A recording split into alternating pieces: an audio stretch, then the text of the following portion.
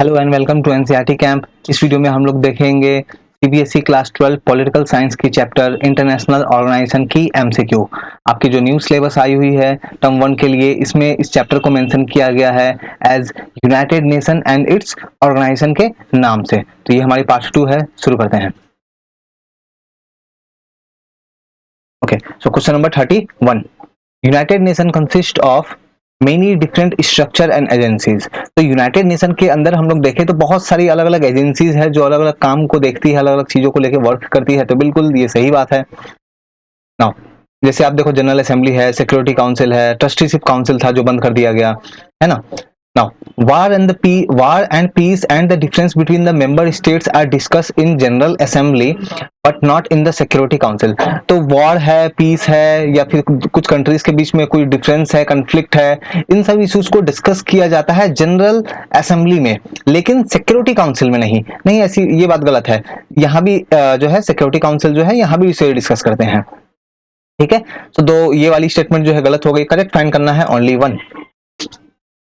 Permanent members should be part of the UN. देखो, permanent members जो है security council के जो परमानेंट मेंबर है, ये यूनाइटेड नेशन के पार्ट बने रहने चाहिए। क्योंकि देखो, ये परमानेंट मेंबर कौन है? ये वो कंट्री है जो कहीं ना कहीं वर्ल्ड के काफी पावरफुल कंट्री है, काफी इंपॉर्टेंट कंट्री है। ठीक है, तो ये स्टेटमेंट जो है बिल्कुल ये करेक्ट है। Without their support and involvement the body would be ineffective. अगर ये परमानेंट मेंबर वहां नहीं रहते हैं, यूनाइटेड नेशन में अगर वर्क नहीं करते हैं, साथ में मिलकर काम नहीं करते हैं, तो देखो, जब अमेरिका, रशिया, चाइना, इतने बड़े कंट्रीज को आप देखो, यूके, फ्रांस भी काफी इंपॉर्टेंट है, तो इतनी इंपॉर्टेंट कंट्री अगर यूनाइटेड नेशन का पार्ट नहीं रहे तो फिर यूनाइटेड नेशन का कोई खास वैल्यू नहीं रह जाएगा, बहुत ही इनइफेक्टिव हो जाएगी। तो रीजन बिल्कुल करेक्ट है, बिल्कुल करेक्ट एक्सप्लेनेशन है। हमारा आंसर होगा option A. Find correct. There is no agreement on definition of terrorism in United Nation. United Nation में टेररिज्म की डेफिनेशन को लेकर के अभी तक किसी भी तरह की कोई डेफिनेशन नहीं आई है, एग्रीमेंट नहीं हुआ है कि टेररिज्म हम लोग किसे बोले। टेररिज्म की डेफिनेशन क्या होनी चाहिए। बिल्कुल ये करेक्ट बात है। क्योंकि देखो, जैसे हम लोग पाकिस्तान की कोई ऑर्गेनाइजेशन है, हम लोग उसे एज ए टेररिस्ट ऑर्गेनाइजेशन हम लोग उसे बोलते हैं, लेकिन वही ऑर्गेनाइजेशन पाकिस्तान में देखो तो पाकिस्तान में वो खुलेआम घूमती है ना। तो हमारे लिए तो वो टेररिस्ट है, लेकिन उनके लिए वो उनके नॉर्मल सिटीजन्स है, नॉर्मल पीपल है, पॉलिटिशियंस है ना। तो बिल्कुल सही बात है, डेफिनेशन जो है अभी तक नहीं हो पाई है, तो ये स्टेटमेंट जो है ये सही बात है। Now, in 2005 meeting, United Nations did condemnation of terrorism and its all form of manifestation। 2005 में जो यूनाइटेड नेशन की मीटिंग हुई थी, जब यूनाइटेड नेशन जो टोटल 60 ईयर की जब हो गई थी, तो उस समय जब इसकी जब एक मीटिंग हुई थी, तो वहां पे उन लोगों ने, यूनाइटेड नेशन में सभी कंट्री ने मिलकर टेररिज्म, किसी भी तरीका टेररिज्म किसी भी फॉर्म में उसको जो है कंडेम किया था, उसे बोला था कि ये बिल्कुल गलत है। तो बिल्कुल ये सही बात है। तो हमें करेक्ट फाइंड करना है, दोनों ही स्टेटमेंट करेक्ट है। Find incorrect. Reform and improvement are fundamental to any organization to serve the need of changing environment। देखो, किसी भी ऑर्गेनाइजेशन के लिए ये बहुत ज्यादा इंपॉर्टेंट है कि वो अपने, जैसे इन्वायरमेंट चेंज हो रहा है, जैसे आसपास की माहौल चेंज हो रही है, टाइम चेंज हो रही है, उसके हिसाब से वो अपने ऑर्गेनाइजेशन में भी चेंज लेके आए। ठीक है, तो ऑर्गेनाइजेशन में भी रिफॉर्म लेके आना इंपॉर्टेंट है, नहीं तो फिर वो ऑर्गेनाइजेशन जो है फिर वो कोई काम की नहीं रह जाती है। तो बिल्कुल ये करेक्ट बात है। Now, there is little clarity and consensus on the nature of reform in United Nation। ये भी करेक्ट है। देखो, यूनाइटेड नेशन को अगर देखो, ये वर्ल्ड की सबसे one of the most important organisation है, और ये बनी थी 1945 में, बहुत पहले। अब जैसे अभी मैंने बताया कि प्रेजेंट डे के हिसाब से इसमें भी काफी सारे चेंज होने चाहिए, लेकिन वो चेंज प्रॉपरली नहीं हुए हैं।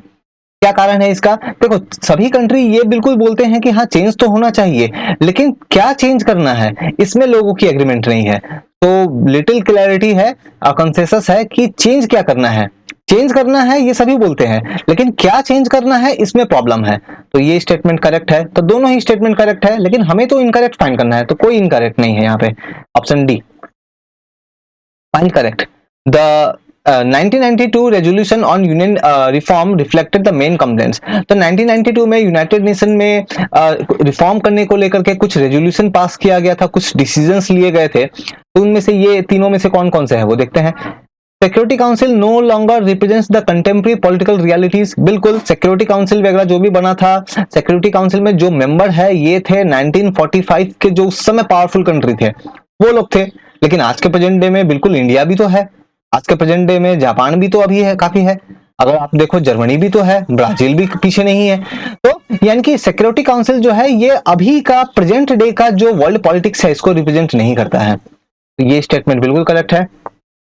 Now its decision reflect only eastern value and interest and are dominated by few power।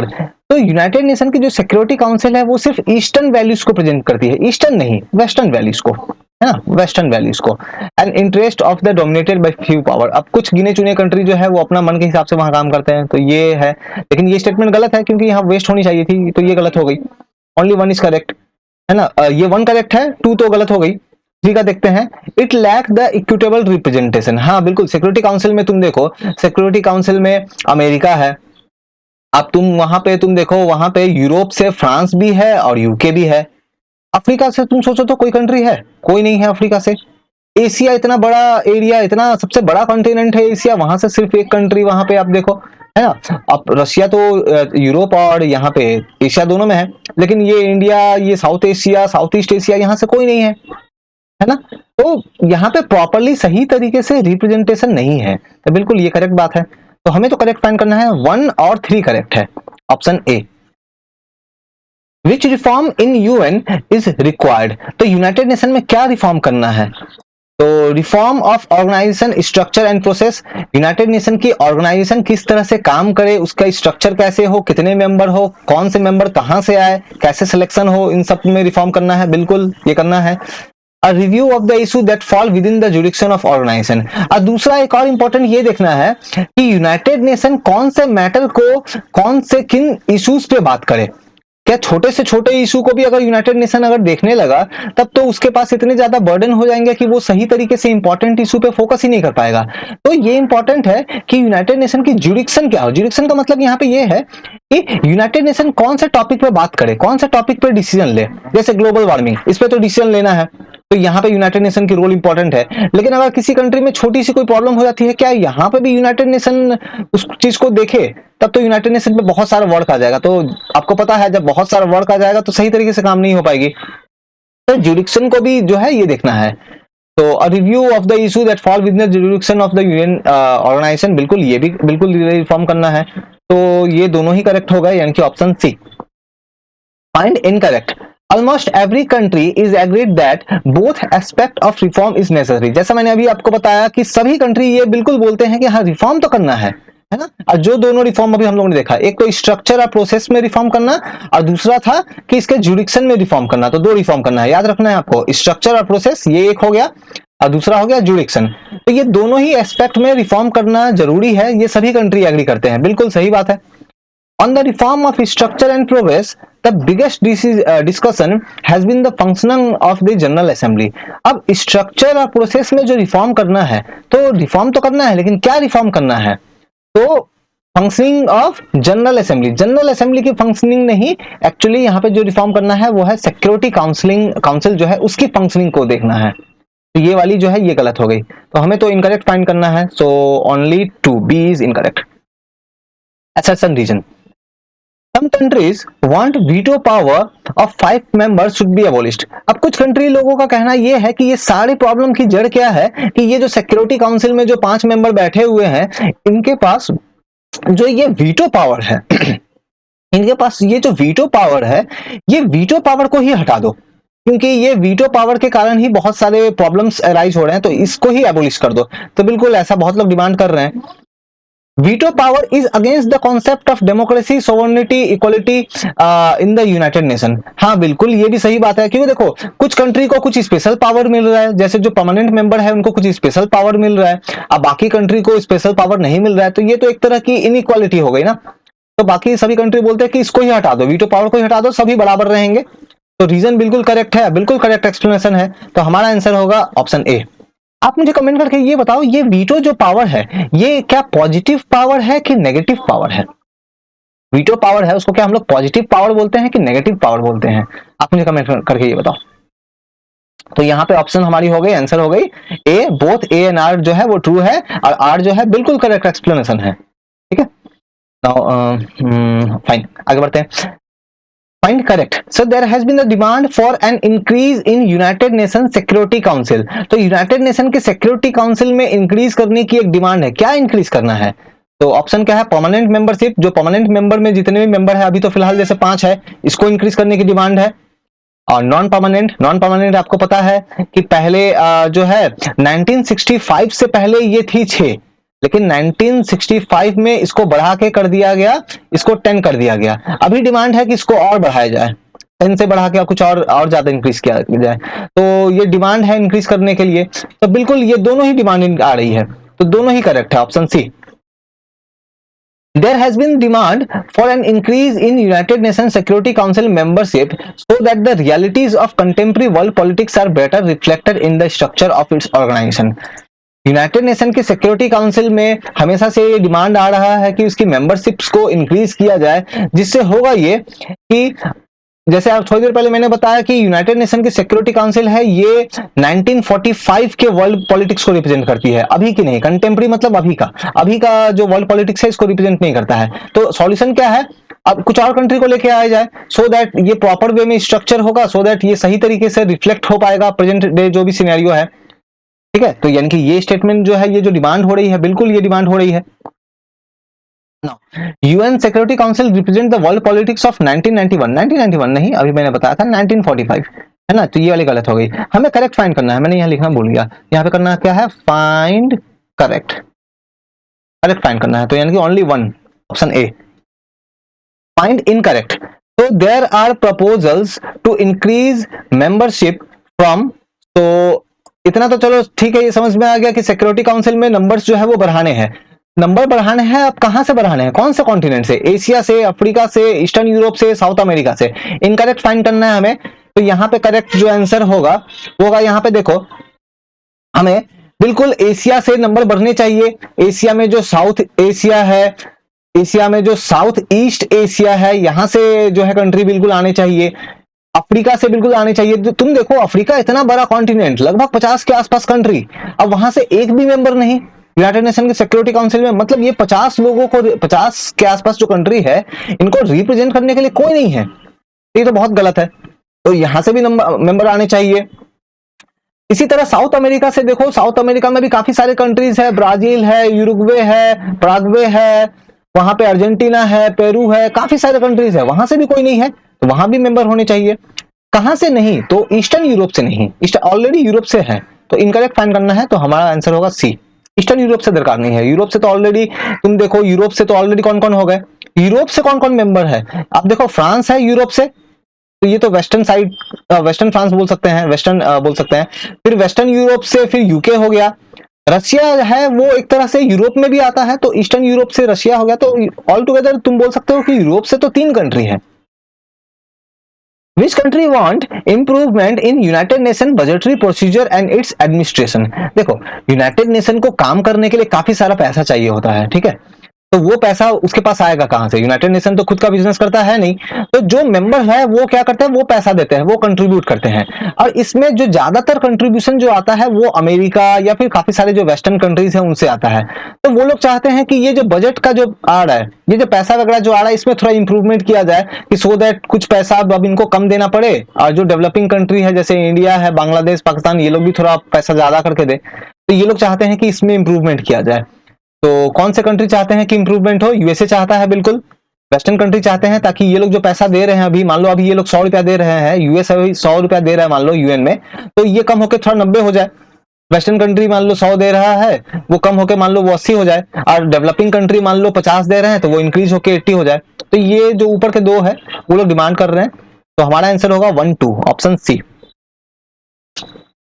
assertion reason many country know that veto power can't be abolished। देखो, बहुत सभी जैसे हम लोगों ने अभी देखा कि काफी सारे कंट्री बोल रहे हैं कि सबसे अच्छा है कि वीटो पावर का सिस्टम को ही हटा दो, तो ये इक्वालिटी वगैरह का जो प्रॉब्लम्स है ये नहीं आएगा। लेकिन आप चीज ये देखो कि कंट्रीज को पता है कि ये चीज को खत्म करना, एबॉलिश करना आसान नहीं है, इसको रिमूव करना लगभग पॉसिबल ही नहीं है। क्यों? क्योंकि देखो, वीटो पावर किनको मिला है? जो पावरफुल कंट्री है, America, Russia, China, France, Britain, इनको मिला है। ये लोग वीटो पावर जो है इसको एंजॉय कर रहे हैं। अब तुम सोचो, उनसे वीटो पावर अगर छीन लोगे तो क्या उनको मजा आएगा? बिल्कुल मजा नहीं आएगा। तो वो लोग तो बिल्कुल नहीं चाहेंगे कि उनका वीटो पावर को छीना जाए। ठीक है, तो जो परमानेंट मेंबर है वो तो बिल्कुल एग्री नहीं होने वाले हैं कि उनका वीटो पावर को छीन लिया जाए। ठीक है, तो रीजन बिल्कुल करेक्ट है। अब बिल्कुल करेक्ट एक्सप्लेनेशन है, तो option A find correct. On the issue to be given greater priority और to be brought within the jurisdiction of UN, तो यहाँ पे करेक्ट फाइंड करना है कि यूनाइटेड नेशन की जो वर्किंग वगैरह जो है इसके जुरिडिक्शन में है, इसमें कौन से चीजों को ज्यादा प्रायोरिटी देना है, कौन से चीजों को ज्यादा फोकस देके उस पर काम करना है, क्या क्या है। तो on the issue of given greater priority और the brought within the jurisdiction of UN, पहला option some country and expert what UN to play greater or more effective role in peace and security mission। तो कुछ country ये चाहते हैं कि United Nation को ज्यादा से ज्यादा और रोल प्ले करना चाहिए, कहां, पीस स्टेब्लिश करने के लिए, कि कंट्री के बीच में जो वॉर हो रही है वो सब ना हो। कंट्री के अंदर में ही काफी सारे अलग अलग लोग लड़ रहे हैं किसी ना किसी कारण से, सिविल वॉर जैसी कंडीशन हो रही है। आप प्रेजेंट डे में अफगानिस्तान में देखो काफी सारे प्रॉब्लम चल रही है, तो ऐसा कुछ ना हो, तो इन सब में यूनाइटेड नेशन अपना रोल प्ले करे। सिक्योरिटी के लिए, सिक्योरिटी वर्ल्ड, एक सिक्योर वर्ल्ड हो, कहीं किसी तरह की कोई प्रॉब्लम नहीं, वॉर नहीं, इन सब में यूनाइटेड नेशन को फोकस करना चाहिए। तो कुछ कंट्री चाहते हैं कि यूनाइटेड नेशन ये सब चीजों को ध्यान दे। वहीं कुछ लोग ये चाहते हैं कि डेवलपमेंट के ऊपर ध्यान दे, ह्यूमैनिटेरियन वर्क है, यूनाइटेड नेशन ज्यादा से ज्यादा वर्क करे कंट्री में एजुकेशन अच्छा करने में। बहुत सारे कंट्री में एजुकेशन अच्छा नहीं है, डेवलपमेंट नहीं है, हॉस्पिटल हेल्थ फैसिलिटी अच्छी नहीं है, तो उन सभी चीजों को ठीक करने के लिए यूनाइटेड नेशन जो है ज्यादा से ज्यादा वर्क करे। तो ये दोनों ही सही है, ये दोनों ही वर्क जो है वो चाहते हैं अलग अलग कंट्री कि यूनाइटेड नेशन को इन सब चीजों पे फोकस करना चाहिए। तो करेक्ट फाइंड करना है, तो दोनों ही सही बात है, option C find incorrect. United Nation was established in 1945 immediately after the first world war. United Nation को हम लोग देखते हैं तो 1945 में इसका एस्टेब्लिशमेंट किया गया था, लेकिन immediately after first world war नहीं, फर्स्ट नहीं, सेकंड वर्ल्ड वॉर। तो ये तो गलत हो गई, 1945 सही है लेकिन फर्स्ट नहीं होगा, सेकंड होगा। The way United Nation was organized and it way it functioned reflect the realities of world politics after the first world war। अभी मैंने बताया कि यूनाइटेड नेशन जिस तरह से काम करती है ये दिखाती है वर्ल्ड पॉलिटिक्स कब की, 1945। 1945 मतलब सेकंड वर्ल्ड वॉर के टाइम की। यहाँ तो देखो फर्स्ट लिखा हुआ है, यहाँ भी फर्स्ट नहीं होगा, सेकंड होना चाहिए था, तो ये वाली भी गलत हो गई। हमें तो इनकरेक्ट फाइंड करना है, दोनों ही इनकरेक्ट है, मतलब option D find incorrect. The relationship between Russia and the successor of Soviet Union and the USA is much more cooperative। देखो यूएसए और यूएसएसआर के बीच में जो कोल्ड वॉर वगैरह चल रहा था, फिर 1991 में हम लोगों ने देखा कि यूएसएसआर का ब्रेकडाउन हो गया और फिर वहां से रशिया जो है वो एज ए सक्सेसर बाहर के निकल के आया। उसके बाद से हम लोग देखेंगे कि काफी सारे इश्यूज पे जो है कॉपरेशन जो है ये इंक्रीज हुआ है, ठीक है, ताकि वर्ल्ड को एक बेटर वर्ल्ड बनाया जा सके। तो ये बिल्कुल सही बात है। The economies of Asia are growing at a sluggish rate। Asia में जो इकोनॉमी है, एशिया में जो कंट्री है जैसे इंडिया, चाइना, बांग्लादेश, इंडोनेशिया, ये सब जो है बहुत ही स्लो रेट से डेवलपमेंट कर रहे हैं, बहुत ही स्लोली आगे बढ़ रहे हैं कछुए की तरह। नहीं, ऐसा नहीं है, बहुत फास्ट इंक्रीज हो रहे हैं यहाँ पे। तुम देखो हम लोग ज्यादा से ज्यादा बहुत फास्टली हम लोग ग्रोथ कर रहे हैं। चाइना को देखो आज के डेट में यूएसए को आंख दिखाता है, इंडिया को देखो काफी तेजी से डेवलपमेंट कर रहा है, बांग्लादेश भी पीछे नहीं है, बांग्लादेश भी काफी अच्छा इंप्रूवमेंट कर रहा है। तो economy of Asia is growing at sluggish rate नहीं होगा, काफी फास्ट, काफी अनप्रेसिडेंटेड रेट से इंप्रूव कर जो है ये कर रहा है। तो यानी कि ये वाली तो गलत हो गई, हमें इनकरेक्ट फाइंड करना है। तो इनकरेक्ट कौन सा हो जाएगा, 2 वाली तो इनकरेक्ट है, तो option B find correct. Many new countries have joined UN as they become independent from Soviet Union or former states in Eastern Europe। USSR के टूटने के बाद में काफी सारी कंट्री जो वहां से निकली उन्होंने यूनाइटेड नेशन को काफी जल्दी ज्वाइन कर लिया। सही बात है, ठीक है, उन्होंने काफी जल्दी ज्वाइन कर लिया। The creation of peace building commission was done in 1945। Peace building commission का फॉर्मेशन जो है ये किया गया था 1945 में। तो पहला वाला स्टेटमेंट तो बिल्कुल करेक्ट है, दूसरा वाला जो है ये गलत है, 1945 नहीं है, ठीक है, 1945 नहीं है, तो ये वाली स्टेटमेंट जो है गलत है। तो ओनली करेक्ट फाइंड करना है, ओनली वन। आप मुझे कमेंट करके बता सकते हो कि 1945 नहीं है तो फिर क्या है, कौन सी ईयर है, ठीक है। ऑल्दो ये स्टेटमेंट तो गलत हो गई, लेकिन 1945 नहीं तो कौन सा ईयर, तो आप मुझे कमेंट करके बताना। तो यहाँ करेक्ट फाइंड करना है, तो ओनली वन करेक्ट होगा। अगेन फिर से करेक्ट फाइंड करना है, the whole new set of challenge confronts the world. Present day में जो भी वर्ल्ड में जो भी कंट्रीज है, इनके सामने कुछ नए तरह के चैलेंजेस है। क्या चैलेंजेस है? जेनोसाइड है। जेनोसाइड में क्या है कि जब एक कंट्री में काफी बड़ी कम्युनिटी दूसरे कम्युनिटी को बहुत बड़े नंबर में मार देती है, अननेसेसरी, मतलब कि बिना किसी कारण के, बिना किसी रीजन के, बस वो किसी दूसरे कम्युनिटी के है तो उसको बस मार दो, ऐसा जब कंडीशन होता है तो जेनोसाइड हम लोग उसको बोलते हैं। सिविल वॉर हो रही है, कंट्री के ही लोग आपस में लड़ रहे हैं, कंट्री के अलग अलग इथनिक के लोग आपस में लड़ रहे हैं, टेररिज्म, न्यूक्लियर प्रॉब्लम्स है, एनवायरमेंटल के इश्यूज है, एपिडेमिक्स जैसे कोरोना वगैरह देख रहे हो, तो काफी नए चैलेंजेस हम लोग बिल्कुल फेस कर रहे हैं। बिल्कुल सही बात है। इवन प्रेजेंटली अभी हम लोग कोरोना फेस कर रहे हैं और ये सभी चैलेंज फेस कर रहे हैं। अफगानिस्तान में जो हो रहा है वो क्या है? वो एक तरह की अब तुम देखो सिविल वॉर जैसी कंडीशन ही तो धीरे धीरे वो लोग इंक्रीज कर रहे हैं, है ना। टेररिज्म से भी आप रिलेट कर सकते हो, तो ये वाली तो करेक्ट हो गई। There is acceptance of the responsibility of international community in case of failure of national government to protect their own citizen from atrocities. अगर किसी कंट्री की गवर्नमेंट अपने खुद के कंट्री के जो लोग हैं, उनके कंट्री में खुद के जो लोग हैं, उनको अगर प्रोटेक्ट नहीं कर पाती है, उनके लिए अच्छा काम नहीं कर पाती है, ठीक है, उनको अगर एट्रोसिटी मतलब उनको जो अत्याचार जो होती है, प्रॉब्लम्स जो उनको होती है, उनसे बचा नहीं पाती है, तो उस केस में जो इंटरनेशनल कम्युनिटी है, इंटरनेशनल कम्युनिटी का मतलब जो वर्ल्ड के जो भी इंपॉर्टेंट कंट्रीज जो भी है, वर्ल्ड के जो भी कंट्रीज है, लाइक यूनाइटेड नेशन को भी बोल सकते हैं इसमें, तो वो लोग जो है, वो लोग क्या कर सकते हैं, वो लोग उस कंट्री के मैटर में जो है, वहां पे अगर ऐसा कुछ अगर होता है तो वो लोग अपना कुछ रोल प्ले कर सकते हैं। ठीक है, तो ये भी बिल्कुल करेक्ट है। तो ये दोनों ही स्टेटमेंट जो है ये करेक्ट है, तो ऑप्शन सी। आगे बढ़ने से पहले मैं आपको बोलूंगा कि मेरी टेलीग्राम की चैनल की जो ग्रुप की जो लिंक है वो डिस्क्रिप्शन में है, तो अगर आपकी कोई भी क्वेरी होती है, डाउट होती है, तो आप वहां पे जुड़ के मुझसे पूछ सकते हो। वहां मैं पीडीएफ शेयर करता हूं, वहां मैं क्विज कंडक्ट करता हूं, वहां मैं लाइव क्लासेस जो है मैं लेता हूं। ठीक है, तो आप वहां पे जुड़ के आप मुझसे जो है, आप जो भी डाउट्स क्वेरी वगैरह पूछने हैं आप पूछ सकते हो। ठीक है, और सेकंड थिंग कि काइंडली मेरे चैनल को आप सब्सक्राइब करो, अपने फ्रेंड्स में शेयर करो। ओके, आगे बढ़ते हैं।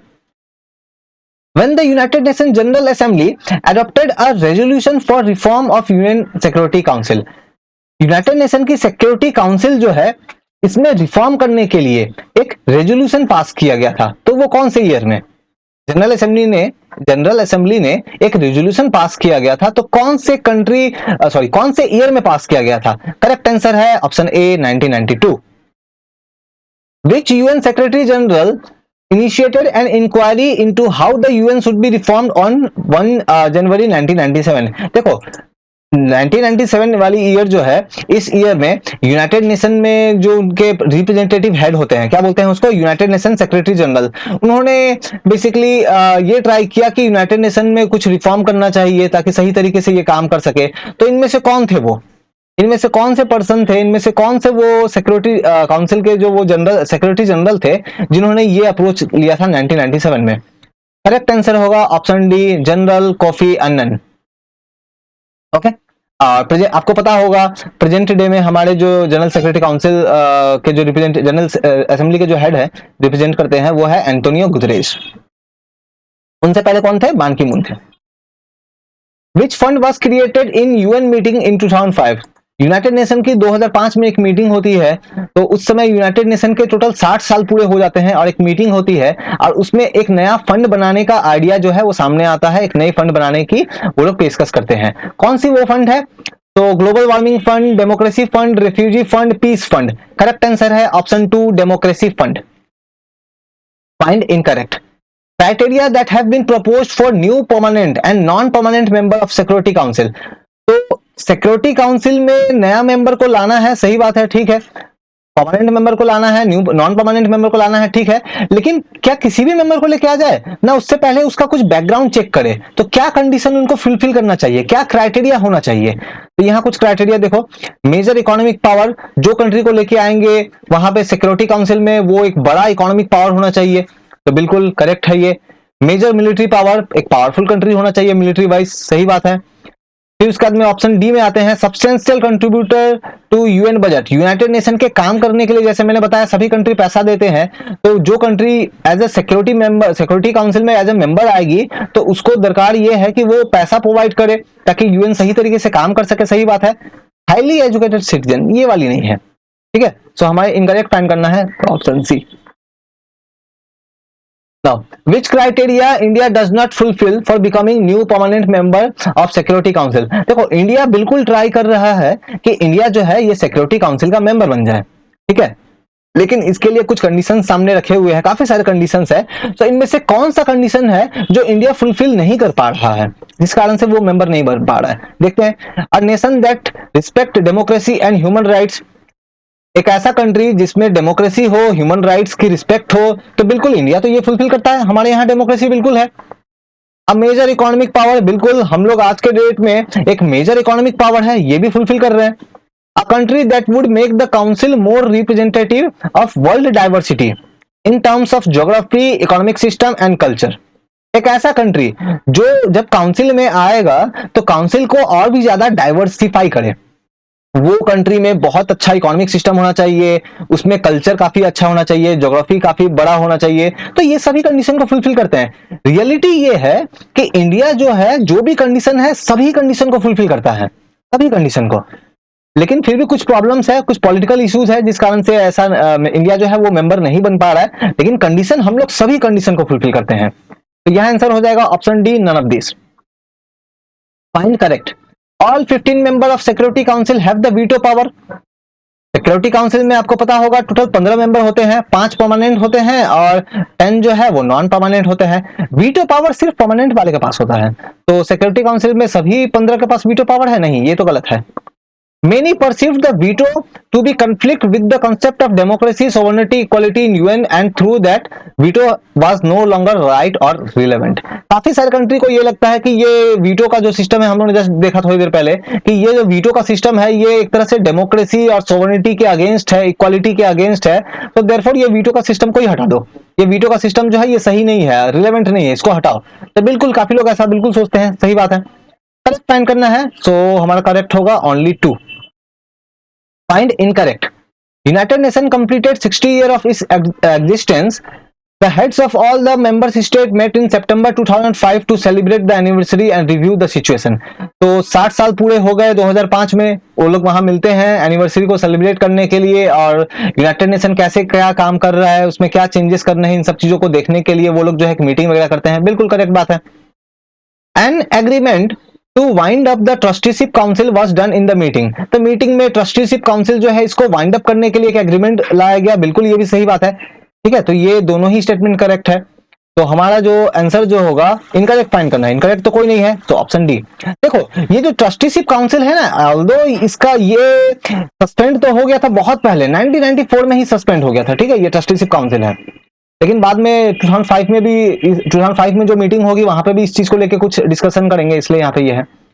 तो इनकरेक्ट कौन सी हो गई, डी, कोई भी इनकरेक्ट नहीं है, दोनों करेक्ट है। Fine correct. Non permanent member serve for only 3 year at a time, तो जो नॉन परमानेंट मेंबर आते हैं सिक्योरिटी काउंसिल में, तो वो टोटल 3 साल के लिए वहां पे प्रेजेंट रहते हैं, नहीं 3 साल नहीं 2 साल के लिए प्रेजेंट रहते हैं, तो ये तो गलत हो गई। A country cannot be re-elected immediately after completing the term of 3 year। देखो मान लो अभी ईयर है 2021 और अभी मान लो अगर कोई कंट्री मेंबर बनता है तो वो रहेगा 2 साल के लिए, मतलब कि 2023 तक रहेगा। उसके बाद में फिर से मन करे कि फिर से अगला फिर से 2 साल मतलब 2025 तक वो कर रह पाएगा, नहीं, एक बार में बस एक ही टाइम होगा, री इलेक्शन नहीं होगा, फिर उसके बाद में कोई और बनेगा, फिर बाद में इसको, फिर बाद में आगे चल के इसको मौका मिलेगा, लेकिन कंजिक्यूटिव वे में नहीं कर सकता है, ठीक है। तो ये वाली तो जो स्टेटमेंट है ये करेक्ट होनी चाहिए थी, लेकिन यहाँ देखो 3 लिखा है, 3 नहीं 2 होना चाहिए था, इसलिए ये गलत हो गई। अगर यहाँ 2 होता तब जाके सही होता ये, तो दोनों ही गलत है, करेक्ट फाइंड करना है, कोई भी करेक्ट नहीं है, option D. Find correct. The non-permanent members are elected in a manner so that they represent all the religion of the world। तो non-permanent member को सिलेक्शन करने से पहले ये ध्यान दिया जाता है कि उनका सिलेक्शन कुछ इस तरीके से किया जाए कि वर्ल्ड के जितने भी इंपॉर्टेंट रिलीजन है, जो भी धर्म है, वर्ल्ड के इंपॉर्टेंट जो भी रिलीजन है, धर्म है, वो सभी धर्म वाली कंट्री जो है वो सिक्योरिटी काउंसिल में प्रेजेंट रहे।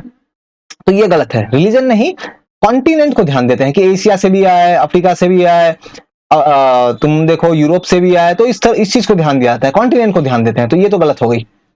The non permanent member do not have the veto power, बिल्कुल नॉन परमानेंट मेंबर के पास में वीटो पावर नहीं होती है। आपको याद रखना है वीटो पावर एक नेगेटिव पावर है, veto is a negative power, याद रखना है आपको, ठीक है।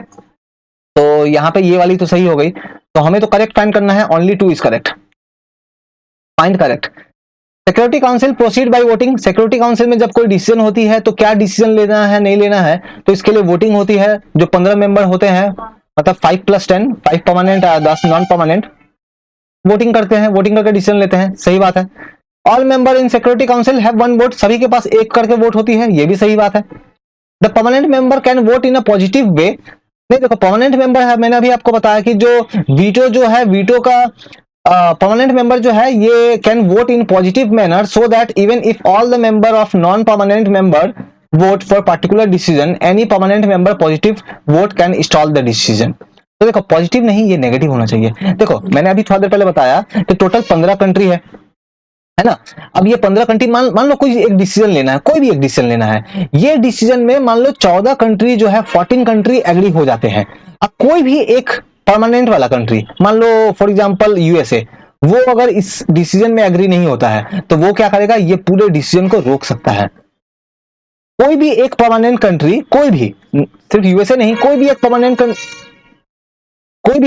कंट्री अगर कोई भी एक परमानेंट कंट्री अगर ये डिसीजन के अगेंस्ट वोट करता है तो वो डिसीजन नहीं ले सकते हैं, ठीक है। तो यहाँ पॉजिटिव नहीं नेगेटिव होना चाहिए, ये एक तरह का नेगेटिव वोट है, तो ये वाली स्टेटमेंट तो गलत हो गई। तो 1 करेक्ट है, 2 करेक्ट है, तो हमारा आंसर होगा option A. When human right council was established, तो ह्यूमन राइट काउंसिल का एस्टैब्लिशमेंट जो है ये कब हुआ था, तो इसका एस्टैब्लिशमेंट, चलो ये आप मुझे बताओ, मैं एक काम करता हूं, मैं चलो 2 ऑप्शन को हटा देता हूं, आप यहां से ऑप्शन डी को हटा लो, ऑप्शन सी को हटा लो, 2005 और 2006 ये दोनों में से एक में हुआ था, आप मुझे बताओ तो कौन से ईयर में हुआ था, ठीक है। Next, there has been no move to abolish और modify the veto system, past में कभी भी ट्राई नहीं किया गया कि ये वीटो सिस्टम का कुछ किया जाए, इसको हटाने का कुछ कोशिश किया जाए या मॉडिफाई करने का कुछ कोशिश किया जाए, ऐसा कभी कोई कोशिश नहीं किया गया, ऐसा कभी कोई मूव नहीं किया गया है, नहीं ये गलत बात है, ऐसे कोशिश की गई थी, ठीक है। Without the veto, there is a danger, as in 1945, that great power would lose interest in the world body. देखो अगर जो भी परमानेंट मेंबर है उनको वीटो पावर देके क्यों बैठाया हुआ है, बिकॉज अगर परमानेंट मेंबर को वीटो पावर नहीं देंगे तो हो सकता है कि उनको तो कोई स्पेशल ट्रीटमेंट ना मिले, क्योंकि वीटो पावर एक तरह का स्पेशल ट्रीटमेंट है परमानेंट मेंबर को। और जो परमानेंट मेंबर कौन है, जो थोड़े पावरफुल कंट्री है, तो अगर पावरफुल कंट्री को वीटो पावर नहीं दे, अगर उनको थोड़ा सा स्पेशल ट्रीटमेंट नहीं दे, तो हो सकता है फिर वो ये जो यूनाइटेड नेशन या दूसरे जो वर्ल्ड बॉडी है इसमें इंटरेस्ट ही ना ले, क्योंकि कोई स्पेशल ट्रीटमेंट नहीं मिल रहा है तो वो लोग उसमें इंटरेस्ट ही ना ले, और वो लोग उसमें उतना प्रॉपर तरीके से पार्टिसिपेट ही ना करे। हम लोगों ने पहले के क्वेश्चन में देखा कि अगर परमानेंट मेंबर सही तरीके से पार्टिसिपेट नहीं करते हैं तो यूनाइटेड नेशन जो है वो सही तरीके से काम नहीं कर पाएगा, ठीक है। तो without the veto power there is a danger, एक प्रॉब्लम है कि 1945 में जैसे वर्ल्ड पावर जो है वो ध्यान नहीं दे रहे थे, उससे पहले जो लूज जो है वो इंटरेस्ट जो है वो लूज हो जाएगा वर्ल्ड बॉडी में, तो बिल्कुल ये करेक्ट बात है, करेक्ट फाइंड करना है, तो हमारा जो करेक्ट होगा वो होगा ओनली 2, ठीक है। ये हमारी पार्ट 2 थी, ये हमारी पार्ट 2 थी। इसके बाद मैं जो है मैं पार्ट 3 और 4 जो है मैं उसको लेके आऊंगा, तो अराउंड 130 प्लस ही क्वेश्चन ये जाने वाली है। लेकिन एंड करने से पहले मैं फिर से रिक्वेस्ट करूंगा कि आप काइंडली मेरे चैनल को सब्सक्राइब करें और इस चैनल को बिल्कुल शेयर करें। Thank you.